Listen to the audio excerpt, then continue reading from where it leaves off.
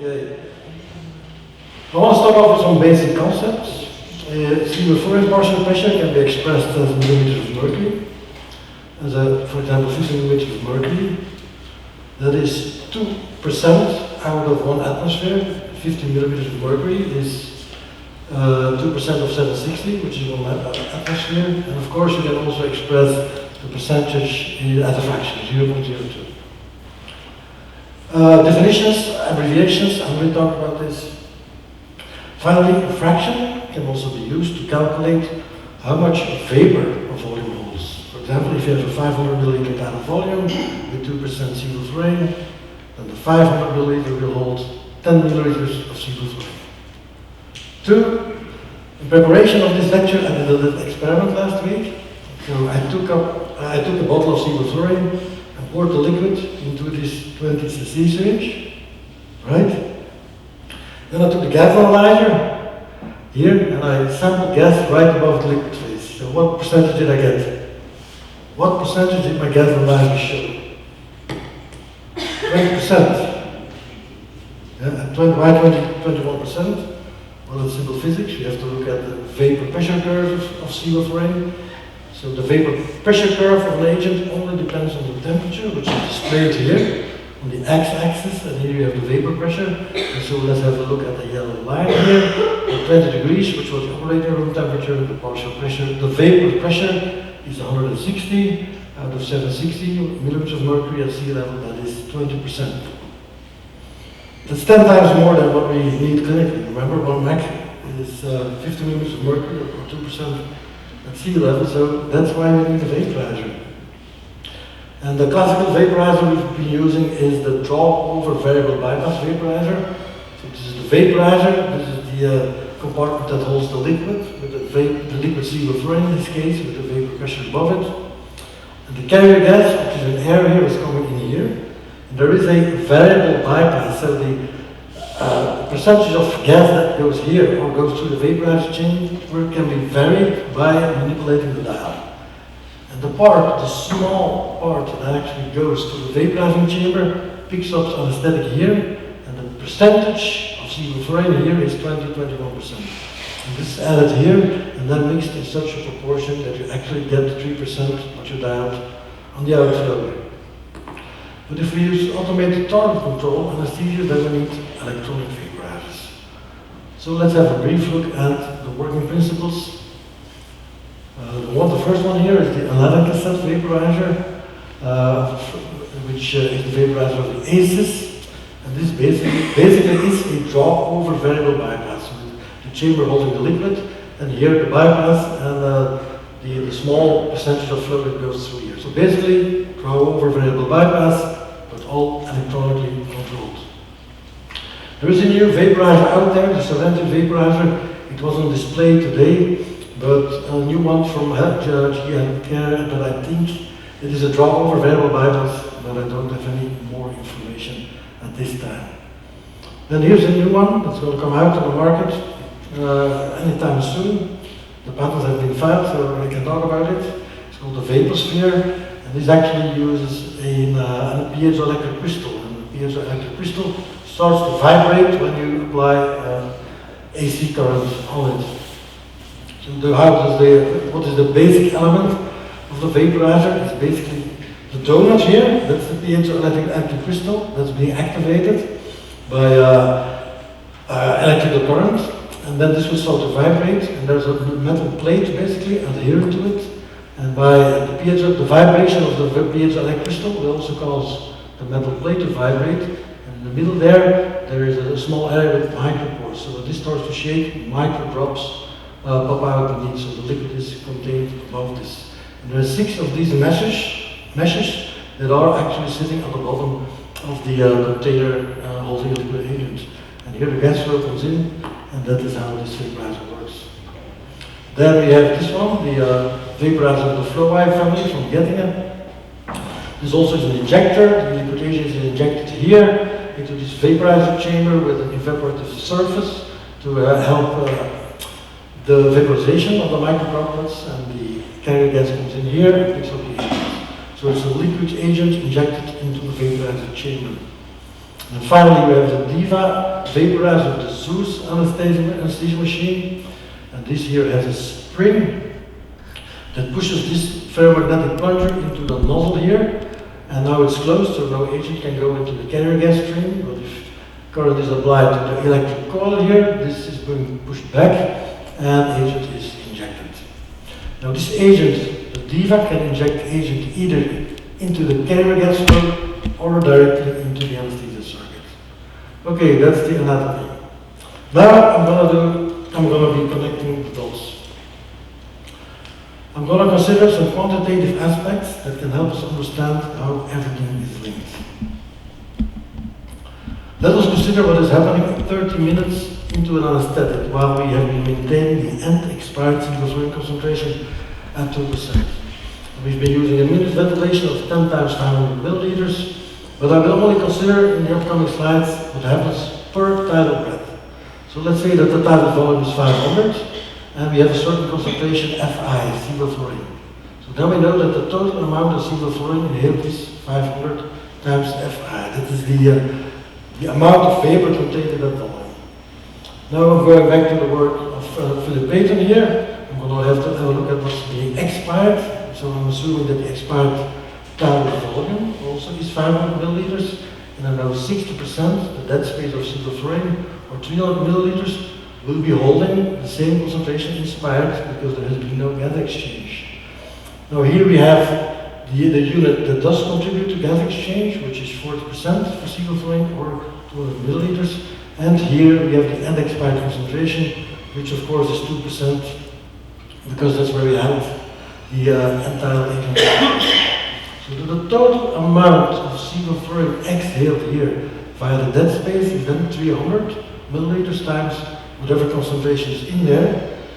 And the total amount that's going to be added from the gas exchanging unit is 200 milliliters times the 2% entire. So that's 4 milliliters. Right? The sevoflurane uptake here at 2% per tidal volume at 30 minutes into the anesthetic is 1.5 milliliters sevoflurane per tidal breath. I'm going somewhere with this story, so bear with me.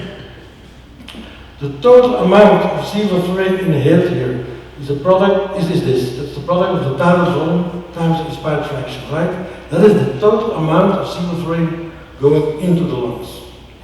The total, this has to equal the total amount of sevoflurane leaving the lungs. And where does it go? Well, part goes towards uptake by the blood. The other part is being exhaled. And we just derived how that, which two parts of the lung contribute to that. So that's just doing the math analysis. So let's do the math analysis, shift it around, and isolate the inspired sevoflurane concentration, or these conditions, the inspired sevoflurane concentration is 2.7%, 0.027. Okay, so now I know what the Fi is here, and it's 0.027, and now I can finish the math analysis here. If I add up the 8.1 and the 4, I come up with 12.1 milliliters per 500, which is 2.4 per 100, or 2.42%. Now this is an interesting one. So basically what we're doing here, if you mix all this, you end up with 500 milliliters of 2.42%. That's mixed expired. Now this is an interesting one. Why? Well, let's go to the sorting system now. If I assume that the exhaled gas is mixed for didactic purposes, then I know whatever's coming out here has a mixed expired concentration of 2.42%. Now let's have a look at the different fresh gas flows I might be using, 200, 300, 400, and so on. If the oxygen consumption is 200 milliliters, then if I use a fresh gas flow of 200 milliliters per minute, no gas will be wasted. If I use 300, minus 200 is 100, and I just can calculate this for all these different fresh gas flows I might be using. Now, I know how much agent is being wasted because I know the mixed expired concentration. So if I know this, and I know the concentration, I know I can calculate the amount of sevoflurane that's being wasted. So now let's plot these. Let's plot fresh gas flow versus sevoflurane waste. And you can see that, I mean, here on the y-axis you have seawall flowing vapor waste. As you lower phase gas flow, the relationship between waste and phase gas flow is linear, proportional. That is why we need to practice lymphoma anesthesia. Okay, now I want to take it one step further. So I now not only know the seawall fluorine wasted, that amount, but I also know that the uptake here is 15 milliliters per minute or 1.5 milliliter per tidal volume. So now I know how much seawall fluorine I need to get out of the vaporizer per minute for each of these different phase gas flows. If it's 200 milliliter, no gas escapes, so I only need to supply agent to account for the uptake. If I give 300 milliliters, I have to supply for the uptake plus 2.4 milliliters that's being wasted, and so on. Alright? And now I'm going to do this. So if I know the amount of seawall fluid that I need and the phase gas flow, I can calculate the vaporizer settings. So with a 200 milliliter phase gas flow and a vaporizer setting of 15, I will need 50 milliliters per 200 milliliters. That's a vaporizer dial setting of 7.5%. And I'm going to do that for each of these. Right? And now I'm going to plot phase gas flow versus the vaporizer dial setting to get the same entire half an hour into the anesthetic. And this is what you get. So what you see is that with the high phase gas flow, if you lower your phase gas flow 30 minutes into the anesthetic to maintain an entire, you barely have to adjust the vaporizer dial setting. If you lower it to 1.5, maybe you have to adjust it a little bit. That is why many of us like to use 1.5 to 2 liters per minute. And finally, if you want to go lower, and especially lower than 1 liter per minute, that's when you get the requirement of a steep rise. The vaporizer dial setting really has to be increased dramatically. So while agent waste reduces proportionally, you can see that vaporizer dial setting has to be increased almost exponentially basically. And now, of course, this is easier with target control, and that is why we need electronic vaporizers. And then my last slide here. So I'm now going to consider washing for a moment. The volume of the lungs and the circuit is 6 liters combined. If I want to bring it up to the 2% seawall fluorine I want to use, I need 120 milliliters of seawall fluorine. That means I cannot start with a phase gas flow of 200 milliliters per minute because if with the vaporizer up, I can only deliver 60 milliliters. So I cannot start with 200 milliliters and expect a rapid washing. So what are the options in target control during washing? One is to temporarily allow a phase gas flow above 200 milliliters per minute, and that's what the ACES algorithm does. It will you will see in the beginning, if you start, the phase gas flow is a little bit higher temporarily than 200 milliliters. Price to pay, a little bit more waste, advantage, fast to target. Number two, do allow the entitled to rise slowly to target. And that is what the flow algorithm does. And finally, use liquid injection directly into the circuit. And that's what the Zeus does. And because the Zeus injects liquid anesthetic directly into the circuit, it is able to start working closed from the very first beginning, yet also get to the target really fast. So for me, this is all amazing engineering work. That's one of the reasons I like this meeting. I like to organize it. But do listen to unvariables. Manual low flow is really easy. But as I hopefully showed, target control delivery makes it easier still. And I want to conclude this last presentation of the last slide of this presentation today by connecting the dots. Connecting the dots refers to Steve Jobs' 2005 Stanford commencement speech, where he advised that you can only connect life's seemingly random experiences in hindsight.